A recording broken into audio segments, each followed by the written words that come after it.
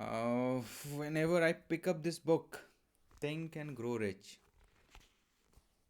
it just pumps up so much that you feel like doing something crazy. And Dustin was also asking if I could tell him a story.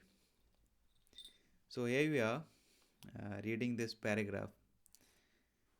If you think you are beaten, you are. If you think you dare not, you don't. If you like to win, but you think you can't, it almost certain you won't. If you think you will lose, you are lost.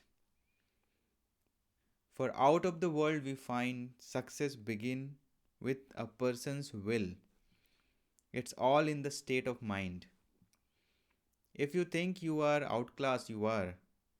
You have got to think high to rise. You have got to be sure of yourself before you can ever win a prize. Life's battle don't always go to the stronger or the faster man, but soon or late, the one who wins is the one who thinks he can. So just by reading few lines, it just pumps up so much that you feel like just do something with the time you have. It's such a great book. Although many things are for motivation, it should not be taken literally.